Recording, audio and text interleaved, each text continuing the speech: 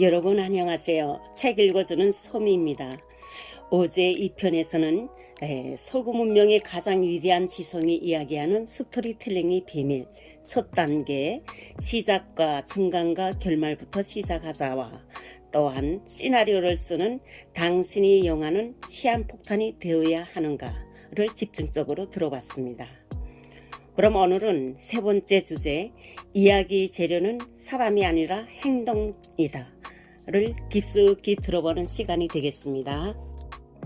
이야기는 행동의 모방이므로 반드시 하나의 전체 행동을 모방해야 한다. 아리스토텔레스는 이야기가 관객의 마음을 움직여 카타르시스를 불러일으키려면 반드시 국적인 통일을 이루어야 한다고 생각했다.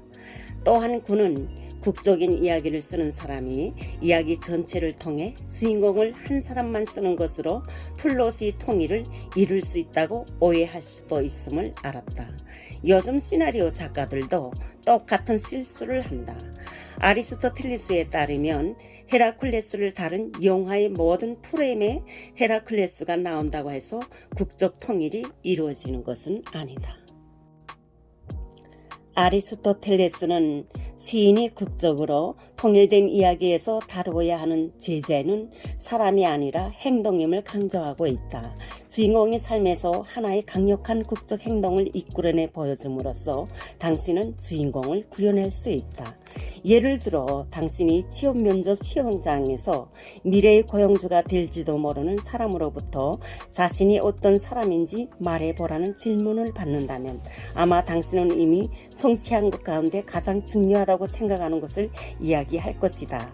이렇게 당신에 대해 한마디로 이야기하는 것이 당신 성격의 어떤지를 말해주는 수백만 가지 지나간 이야기를 하는 것보다 낫다. 시나리오를 쓰는 것도 똑같다. 당신이 전체를 관통하는 흐름으로서 하나의 국적 행동을 쓴다면 그것은 바로 이야기의 제재가 된다. 그리고 주인공은 그 행동 속에서 사건을 주도하며 그 결과 이야기는 명확하게 하나가 되고 서로 긴밀하게 이어지는데 아리스토텔레스는 이를 조각상에 비유한다. 우리는 인물 조각상을 볼 때 하나의 전체적인 것, 즉 그 조각상이 무엇인지 쉽게 알 수 있다. 조각은 이야기가 얼마나 긴밀히 하나가 되어야 하는가를 생생하게 보여준다. 그러나 조각상은 움직이지 않지만 이야기는 시간을 통하여 움직이고 국적 행동은 하나가 되어 전체를 형성하므로 이야기 속의 사건들은 아리스토텔레스가 이름 붙인 일어날 법한 또는 일어날 수밖에 없는 인과관계로 이루어진다. 필연적인 사건은 앞에서 일어난 행동 때문에 반드시 일어나는 것을 뜻하며 이야기를 앞으로 나아가게 한다. 예를 들어 당신이 집으로 돌아왔을 때 누군가가 물건을 훔쳐갔다는 사실을 알고 경찰에 신고한다고 가정할 때 경찰에 신고하는 것은 당신 집에 강도가 든 사건 뒤에 반드시 따르는 행동이다. 우리가 앞에서 이미 이야기한 것처럼 대구에서 촉발 사건은 솔로조가 돈 꼴레오네를 총으로 쏜 일이며 이 일로 마이클은 솔로조와 메콜스키 경감을 죽인다. 솔로조의 행동은 마이클이 레스토랑에서 솔로조와 메콜스키 경감을 죽이도록 이끌거나 또는 그들을 반드시 죽이게 한다. 개연적인 국적 사건도 이야기를 앞으로 나아가게 하지만 이것은 일어날 법한 사건을 뜻한다. 이것은 인물들의 자신의 행동을 어떻게 보는가 하는 관점에서 보면 이야기 속에서 반드시 일어나야 하는 사건은 아니다. 예를 들어 럭키에서 럭키가 세계 챔피언에 도전한다는 말을 듣고 미키가 럭키에게 매니저 역할을 자청한 일은 반드시 일어나야 하는 일은 아니다. 그러나 우리는 이러한 개연적인 사건이 이야기를 앞으로 나아가게 한다는 사실에 주목해야 한다. 미키의 가르침 덕분에 럭키는 15회전 동안 버틴다. 럭키가 미키를 받아들임으로써 관객들은 럭키를 좋아하게 되고 다시 말해 럭키는 우리 영웅이 되고 우리는 럭키에게 무슨 일이 일어날까봐 걱정할 정도로 그를 좋아하게 한다. 로키와 아드리엔의 관계도 비슷하게 이루어지며 구두 사람의 연애 이야기도 개연성 있는 사건들로 채워진다. 영화 로키는 사건의 연결고리로 볼 때 필연적인 사건보다는 주로 개연적인 사건들로 채워져 있기 때문에 대부보다는 느슨하게 느껴지긴 하지만 그럼에도 불구하고 이야기 속 사건은 꽤 긴밀하게 통일되어 있다. 액션 아이디어라는 관점에서는 이 영화를 다시 살펴보도록 하자. 로키는 동네의 건달 노릇을 그만두려고 여러 가지 궁리를 한다. 우연히 그는 권투 챔피언 아폴로 크리드와 싸울 수 있는 기회를 얻게 되고 건달이 아니라는 것을 보여주기 위해 15회전까지 버티고 싶어한다.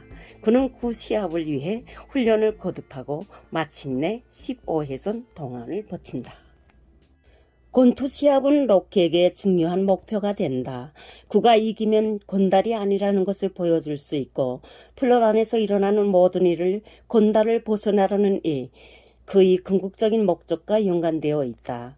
영화 로키는 강력한 플롯을 갖고 있을 뿐만 아니라 관객을 움직이는데 반드시 필요한 두 가지 기준을 모두 충족시키는 멋진 인물을 만들어냈다.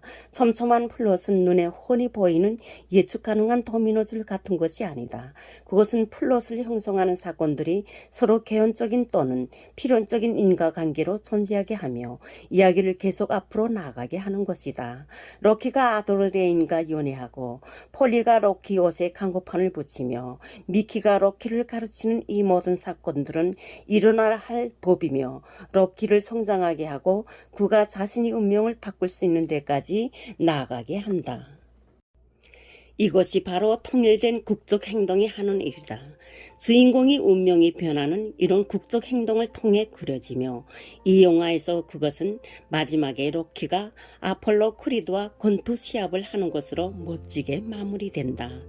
아리스토텔레스는 플롯이 아주 긴밀하게 짜여야 하며 플롯이라는 것은 주제, 줄거리 등 그 화면에서 모든 일어나는 것을 플롯이라고 합니다. 긴밀하게 짜여야 하며 어떤 사건을 빼면 말 그대로 전체가 무너져야 한다고 말한다. 플롯이 화면의 구성이죠. 플롯이 여러 사건이 긴밀하게 짜여 그중 어느 하나라도 옮기거나 바꾸면 전체가 일그러지거나 망가져야 한다. 어떤 사건이 들어있지 않든 차이가 나지 않는다면 그 사건은 전체에 반드시 필요한 부분이 아니다. 우리는 긴밀하게 잘 짜인 플롯을 전개하는 것과 관련해 또 다른 중요한 구조를 시학에서 찾아볼 수 있다. 앞에서 말한 것처럼 시인이 해야 하는 일은 실제로 일어난 일이 아니라 일어날지도 모르는 일, 다시 말해 일어날 법하거나 일어날 수밖에 없는 우리 삶처럼 가능한 일 같은 것을 그리는 데 있다. 아리스토텔레스의 교훈, 액션 아이디어를 모든 장면과 이야기 주제를 움직이는 힘이 되게 하라. 당신이 이야기 속에 있는 주요 인물들이 긴밀하게 짜인 플롯 행동을 빈틈없이 아기가 맞게 힘있게 이끌어 간다면 당신도 할리우드 제작자들과 주목하는 바로 그런 시나리오를 쓸 수 있다. 누가 알겠는가? 할리우드 제작자들이 당신이 시나리오를 받으려고 혈안이 될는지, 그들은 조각상이나 스토리 액션 둘 다 하나로 통일된 모습을 좋아하니 당신이 말이 머리만 자르지 않는다면 당신 또한 할리우드에 입성할 수 있으리라. 왜 멋진 플롯은 따로따로 놀면 안 되는가? 이야기는 반드시 살아있는 동물체와 생물체와 같은 유기적 통일성을 지녀야 한다. 당신이 불행하게도 영화 터미네이터와 그의 사라진 오코네처럼 세상에서 사라져야 할 목표물이 된다면 터미네이터는 당신을 찾아낸 뒤 당신이 심장을 찢어 길바닥에 뿌릴 것이다. 당신이 심장은 더 이상 당신 신체의 일부분이 아니므로 땅에서 썩어가리라. 심장이 당신이 몸속에 있어야만 당신은 살아 숨쉴 수 있으며 당신이 살아 숨쉬려면 반드시 심장이 필요하다. 구마른 이야기 속 모든 장면들이 오로지 살아있는 플롯을 만들기 위해 조직되어야 한다는 뜻이다.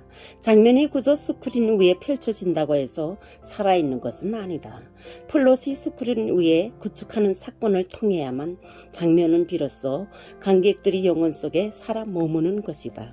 관객들은 이야기 속의 모든 사건들을 보면서도 항상 플롯이 단순한 액션 아이디어에 집중한다. 국적인 이야기는 마치 대중가요처럼 우리들의 마음을 움직인다. 어떤 가수가 내 사랑이 떠나가네 라는 후렴구가 있는 노래를 몇 분 동안 계속 부를 때 우리는 그 가수가 떠나간 여자를 노래한다는 단순한 플롯에 계속해서 마음을 빼앗긴다. 다시 말해 그 노래의 플롯이 매우 단순하기 때문에 우리는 계속해서 그 노래의 정서적인 충격에 집중할 수 있다. 똑같은 예를 영화 스토리에서도 찾을 수 있다. 영화 속 장면들은 노래의 합창처럼 유기적인 기관이라고 할 수 있다. 영화 장면들은 중요한 플롯 사건을 더하기보다는 플롯 사건들이 정서적인 깊이, 의미, 강도를 더한다. 영화 장면들은 터미네이터처럼 단순한 플롯 속에서 사건들을 더 실감나게, 더 무섭게 만드는 데 기여한다. 이러한 기간, 곧 영화 장면들은 플롯에 생명을 주기 위해 함께 작동하는데, 이 말은 우리가 시나리오를 쓸 때 액션 아이디어가 더 많은 플롯 라인을 가져야 한다는 생각이 아니라 오히려 액션 아이디어가 관객들에게 더 강렬한 정서적인 충격을 주어야 한다는 생각으로 장면을 더해야 한다는 뜻이다. 좀 더 이 문제의 핵심을 탐구하기 위해 먼저 터미네이터의 액션 아이디어부터 살펴보자. 터미네이터, 미래 세계의 구세주인 존 오코너를 낳을 운명을 타고난 사라 오코너를 죽이기 위해 미래 세계에서 현재 세계로 로봇 하나가 온다. 또 사라를 돕기 위해 미래 세계에서 리즈도 오는데 그는 사라를 임신시키고 사라가 터미네이터를 죽일 때 그녀를 돕지만 결국 죽음을 맞이한다. 사라는 마침내 두 사람이 아이인 존 오코너를 낳는다. 우리는 플롯이 생명을 유지하는 기간을 바로 이 영화의 출발점, 맨몸 덩어리인 터미네이터가 10대 건달에게 옷을 벗어달라고 요구하고 그 10대는 터미네이터의 가슴을 찌르지만 터미네이터는 전혀 움찔거리지도 않는 바로 그 순간에서 찾아볼 수 있다. 우리는 그가 이 세상 사람이 아니며 어떤 모종의 인물을 띤 불패의 살인 기계임을 깨닫는다. 이 장면은 영화 터미네이터의 단순한 액션 아이디어에 중요한 사건을 더하는 것이 아니라 액션 아이디어가 좀 더 분명하면서도 깊어질 수 있도록 액션 아이디어의 힘과 의미를 더한다. 이 장면은 영화에 담긴 액션 아이디어의 첫 번째 질문을 이끌어낸다. 터미네이터는 누군가를 죽이기 위해 미래에서 왔군. 관객들은 연이어 또 다른 질문을 한다. 그런데 도대체 터미네이터는 어떤 존재지? 그는 사람들을 어떻게 왜 죽이며 그가 원하는 것은 도대체 뭐지? 어떤 중요한 일로 이 가공할 이 기계 인간은 시간을 가로질러와 이런 끔찍한 일을 저지르는 거지? 터미네이터가 10대 건달이 심장을 찢는 그 장면은 바로 이렇게 이야기 강도를 더한다. 아리스토텔레스는 우리에게 말한다. 생물이든 여러 부분으로 구성된 사물이든 아름다운 것은 여러 부분을 배열할 때 그 속에 일정한 질서가 있어야 할 뿐 아니라 정해진 크기도 있어야 한다. 플롯의 힘과 정서적인 충격은 등장인물들이 스토리 안에서 진행되는 일을 서로 이야기하고 있을 때는 절대 커지지 않는다. 플롯의 강도는 단순하면서도 살아있는 플롯에 생명을 주기 위해 모든 유기적인 기관, 곧 영화 장면들이 협동할 때만 커진다.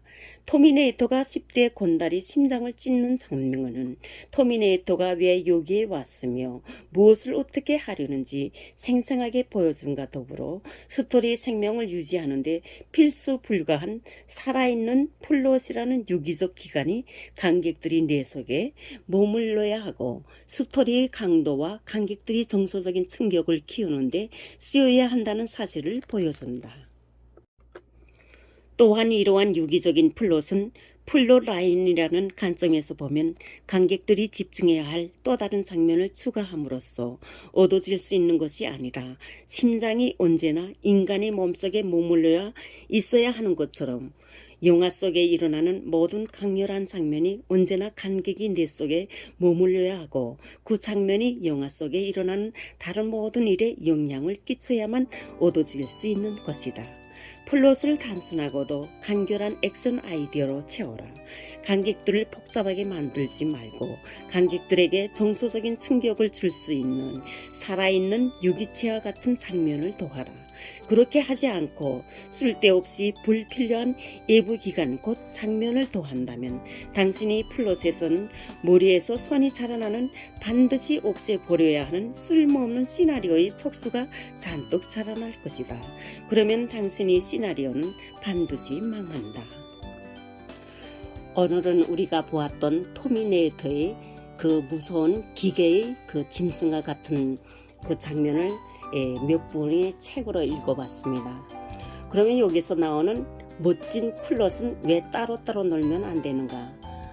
이런 질문이 있었는데요. 우선 플롯의 뜻을 이야기해 드리겠습니다. 플롯의 뜻, 이 문학에서는 구성 부문, 즉 사건의 논리적인 패턴과 배치를 일컫는다. 소설에서 쓰이는 플롯의 뜻은 인물, 주제, 배경, 문체 등과 함께 이런저런 이야기 즉 호구의 이야기를 구성하는 기본 요소이고요. 시나리오에서 플롯은 스토리보다는 한 단계 발전한 것이고 아직 완벽한 스토리가 아닌 줄거리를 의미한다고 보겠습니다. 시나리오를 배우는 여러분들도 자체적으로 구글 검색으로 플롯에 대한 상식적인 배움을 갖도록 하신다면 배움에 큰 도움이 되겠습니다. 오늘은 여기에서 물러나겠습니다. 구독과 좋아요는 배움의 자랑입니다. 쭉쭉 눌러주시고 다음 시간을 기다려 주시면 감사하겠습니다.